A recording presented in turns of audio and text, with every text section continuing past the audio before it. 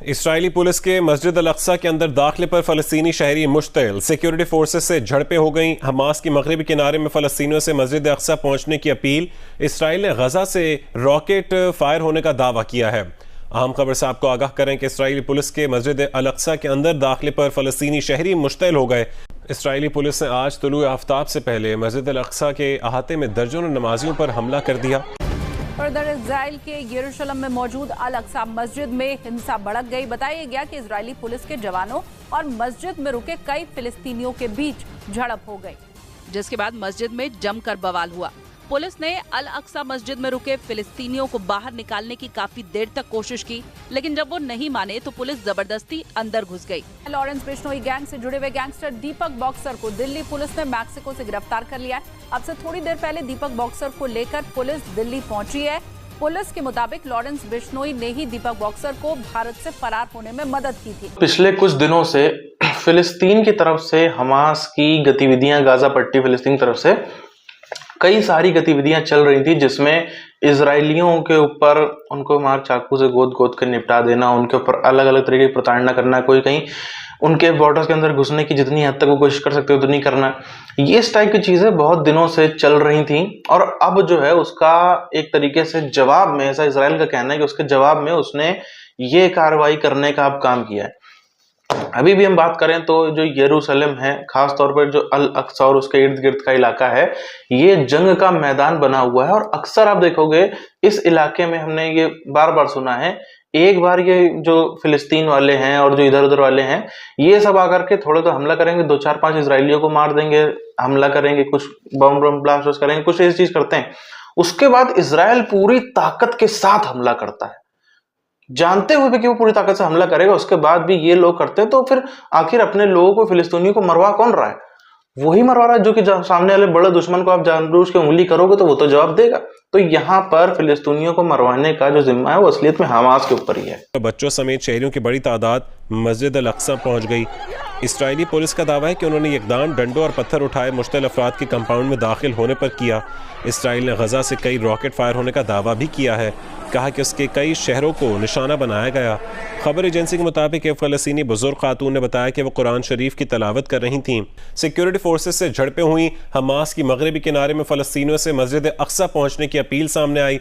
Israel ने गजा से rocket fire होने का भी दावा किया है। इसराइल की पुलिस की मस्जिद अल-अक्सा के अंदर दाखिले पर फ़लस्तीनी शहरी मुश्तिल हो गए। ये मनाजिर भी आप अपनी स्क्रीन पर देख सकते हैं। सिक्योरिटी फोर्सेस से झड़पें भी हुई। हमास की मगरबी किनारे में फ़लस्तीनियों से मस्जिद अक्सा पहुंचने की अपील। इसराइल ने गजा से रॉकेट फायर होने का भी दावा किया है। दीपक बॉक्सर सिविल लाइन्स इलाके में हुई बिल्डर के हत्या मामले में वांछित था। दिल्ली में दीपक बॉक्सर को लाया गया है। गैंगस्टर दीपक बॉक्सर इससे पहले मैक्सिको में था और मैक्सिको में छिपकर भागा था, जिसके बाद दिल्ली पुलिस की स्पेशल सेल यहां पर पहुंची हुई है और सुबह तकरीबन 4:40 पर दीपक बॉक्सर को यहां पर लाया गया है। और आप तस्वीरों में देखेंगे, न्यूज़ 18 इंडिया पर आपको ये तस्वीरें हम इसलिए दिखा रहे हैं क्योंकि ये जानना जरूरी है कि आखिर दीपक बॉक्सर कौन है और इसका क्या मकसद था।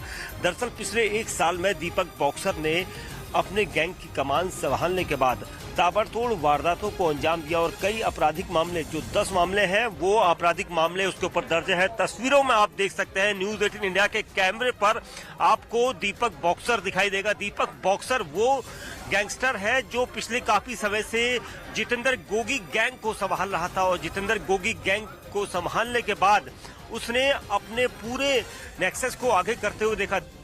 इसके मुताबिक पाकिस्तान से पहला जहाज, तिजारती जहाज, कुछ ड्राई फ्रूट्स और कुछ खजूरें, कुछ और चीजें लेके इजराइल पहुंचा है। क्योंकि हम किसी की डोमेन में जाते नहीं, लेकिन जब सियासतदान मईशत की डोमेन में आ जाते हैं तो फिर हम मजबूर हो जाते हैं, फिर हमें सियासत की तरफ जाना पड़ता है। सबसे पहला मेरा सलाह मशवरा तमाम अपने मीडिया के भाइयों को है कि मीडिया वालों से मेरी गुजारिश है, मीडिया में जो हमारे एंकर हैं, रिपोर्टर हैं, ख़ास तौर पे जो कोर्ट रिपोर्टर्स हैं, उनको मैं कहना चाहूँगा कि अब नोटिस आप लोगों के जारी हो जाएंगे। मेरा ताल्लुक नहीं है आपके मौजू से। यार आपकी मर्जी से अगर सब कुछ होना है तो आप इस पब्लिक को भाड़ में झोंक देना, झोंक दें।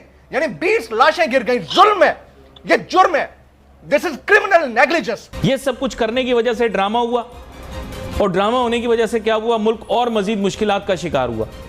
असेंबली या तो डिसॉल्व करते, ये भी ख्वाहिश थी तब अपोजिशन की, तस्फिया हो जाता, या फिर दूसरों को मौका देते भाई वो अपनी हुकूमत कर लें। मेरा कानून को घर से ताल्लुक जरूर है, लेकिन मैं कोई मास्टर ऑफ लॉ नहीं हूं भाई। LLB में एडमिशन लिया था, फिर उसके बाद पता नहीं आगे क्या हुआ।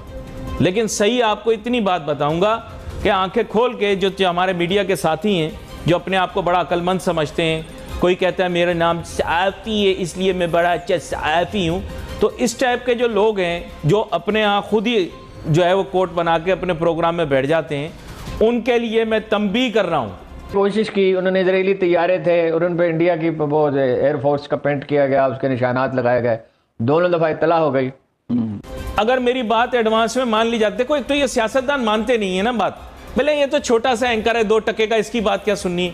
एक बहुत मशहूर फलसफी ने कहा था, एक चिंगारी पूरे जंगल को राख कर देती। छोटी बड़ी चीज नहीं देखो, बात देखो, बात, मेरी बात का वजन देखो।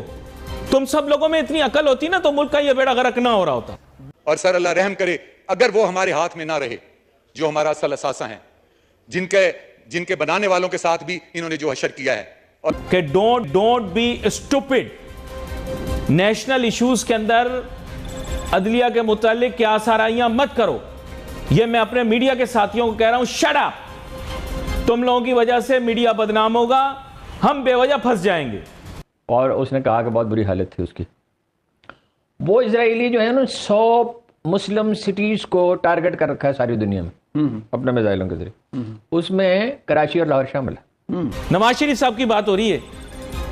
नवाज शरीफ साहब की मैं बहुत इज्जत करता हूं, लेकिन अपनी हुकूमत को बचाने के लिए डॉलर के मुतालिक बयान देना कि डॉलर 500 रुपए का हो जाएगा अगर फैसला हमारे खिलाफ आया, यह गैर जिम्मेदाराना बात है, क्योंकि फैसला आपके खिलाफ आएगा, लेकिन अब नोटिस आपके जारी हो जाएंगे। आप देख लीजिएगा आज की प्रोसीडिंग के इख्तिताम में होगा क्या कि नाइक साहब भी और कामरान मुर्तज़ा साहब भी, उनको लिख के देना पड़ेगा कि उन्होंने कोई बॉयकॉट नहीं किया, तभी वो प्रोसीडिंग का हिस्सा बन सकते हैं। पर भी किया था प्रॉपर, वो जो गार्ड था उसके साथ। क्रिकेट डिप्लोमेसी में जब गए थे वो गए इसलिए थे, वापसी पे जब वो क्रिकेट मैच देखने के लिए गए ना वहाँ पे चेन्नई में, मद्रास जिसका पुराना नाम है, जहाँ अल्लामा इकबाल ने मशहूर खुतबा दिए, खुतबात मद्रास, तो वो गए इसलिए थे, वो तो उसको रिसीव ही नहीं करना चाहते थे, मगर ये प्रोटोकॉल की मजबूरी थी। हाइपोथेटिकली स्पीकिंग, देखें डूम्सडे सिनेरियो आपके सामने ड्रॉ कर रहा हूं, लेकिन रियलिटी के बड़े नज़दीक है। हमारे लोग तो ख्वाब खरगोश में, तेल की कीमतें बैनुल अक़वामी सतह पर बढ़ रही हैं। यानी ये हमाकतों में पड़े रहते हैं और चीज़ों में पड़े रहते हैं, वो दूसरी बात है, लेकिन ये है कि उन्हें पता है तिजारत की तरफ आइए, ये क्या है तिजारत, ये तो छोटी मोटी तिजारत हो रही है। तो फिर क्या होगा? मैं नहीं कह रहा कि आएगा, मैं कह रहा हूं कि आएगा तो फिर क्या होगा? क्या डॉलर 500 का हो जाए? अवाम पाकिस्तान को इसका भुगतावा नहीं देना। आप लोगों के सियासी प्रॉब्लम आप आपस में सॉल्व करो। एक बार फिर से इजराइल और फिलिस्तीन का मामला जो है वो भड़क उठा है। खबरें साफ तौर पर आ रही हैं कि अल अक्सा मस्जिद में जब कुछ नमाजी वहां पर अपनी नमाज अदा कर रहे थे, रमजान का महीना चल रहा है, उस समय जो थोड़ा सा विवाद बढ़ता चला गया। और ये विवाद आज का नहीं, अगर आप इसको देखेंगे कि एकदम से यहाँ पे नमाजियों पे आकर के हमला कर दिया, तो इजराइल आपको, सीधी सी बात है, आपको जो है वो ऑपरेसर नजर आएगा और वो विक्टिम। लेकिन बात सिर्फ इतनी नहीं है, जो फिलिस्तीनी है वो छोटे छोटे जो घाव है वो इजराइल को अक्सर देते ही रहते हैं। देखिए बात ये होती है, अगर जो कमजोर व्यक्ति, 2 लोग हैं फॉर एग्जांपल, मान लें 2 पार्टी आपस में लड़ रही हैं, एक पार्टी है ए, वो ज्यादा मजबूत है, दूसरी पार्टी है बी। उसको पता है बी पार्टी को कि अगर मैं ए पार्टी को थोड़ा सा नुकसान पहुंचाऊंगा तो वो मेरी जो है वो खटिया खड़ी करके रख देगा। लेकिन उसके बाद भी अगर बी पार्टी उससे जाकर के उलझती हुई पाई जाती है तो कहीं ना कहीं गलती इसमें बी की भी मानी जाएगी कि भाई तुमको अगर पता था कि तुम उससे उलझोगे, तुम उसका क्या बिगाड़ोगे, तुम उसको खरोंच मार दोगे, सामने वाला तुम्हारी जो है वो पूरी बक्कल उतार के रख देगा। और ऐसा ही हुआ। फिलिस्तीनी को आप देखोगे अक्सर ही क्या करते हैं, जो हमास वाले हैं वो इनके ऊपर, जो कभी इनके इजराइल के शहरियों को कहीं बॉर्डर पर देख लेंगे, वहां पे गला काट देंगे, चाकुओं से गोद गोद के उन लोग की हत्या कर देते हैं। इजरायलियों की, मासूम इजरायली जिनका कोई दोष भी नहीं है, उनकी चाकुओं से गोद गोद के आप हत्या करोगे तो इजराइल कोई चुप बैठने वाला देश तो है नहीं। इजराइल की जो यहूदी कौम है ना, इतनी खौफनाक किस्म की कौम है, ये अपने दुश्मन को बिलों से निकाल करके निपटाने की क्षमता रखते हैं। इनको आप थोड़ा सा टच करके देखो, इनको थोड़ा सा टॉर्चर करके देखो, ये कौम ऐसी कौम है, ये खा जाए सामने वाले को। ये इनको परेशान मत करो, इनसे आप कुछ करोगे नहीं, दोस्त बन करो, बहुत अच्छे लोग हैं, लेकिन इनको ज्यादा आप डिस्टर्ब करो तो ये ऐसा ही कुछ करते हैं। वो यहाँ पर वो तो नजर आ रहा है। आप देखो विश्व में जितने धर्म हैं, जितने रिलीजन हैं, कहीं ना कहीं किसी न किसी कालखंड में सबका परचम बुलंद पे रहा। किसी न किसी कालखंड में सब जो हैं वो उनके लोगों ने बहुत ज्यादा जो है वो पीड़ा झेली है, उन्होंने बहुत ज्यादा प्रताड़नाएं झेली हैं। अगर आप देखो यहूदियों का इतिहास निकाल के देखो तो यहूदियों ने बहुत झेला है। यहूदियों ने एक उधर बहुत झेला और इधर भारतवासियों ने बहुत ही ज्यादा, भारत में भी हिंदू सिख जन इन्होंने बहुत ही ज्यादा झेला है। यहूदियों ने तो खैर अपना जो है वो डिसीजन सही कर लिया। उन्होंने लड़ झगड़ के उन्होंने कसम खा ली थी कि अब चाहे कुछ भी हो जाए, हमको अपने लिए इजराइल बनाना है। एक देश तो कम से कम होना चाहिए जो यहूदियों के लिए हो, जहां पर यहूदी आजादी से घूम सके। वरना हमने देखा हिटलर ने भी यहूदियों का जो है वो नाश करने का काम किया। जो अरब वर्ल्ड के लोग थे उन्होंने, वो तो दुश्मन थे ही यहूदियों के, कभी इनको जीने देते थे। आप देखो यहूदी जो हैं, कई यहूदी ऐसे थे जो अलग अलग भाषा समूह से आते थे। कोई जर्मन बोलता है, कोई और भाषा बोलता है, कोई यूरोप से आया है, कोई नॉर्थ अफ्रीका से आया है, कोई अरब वर्ल्ड से है।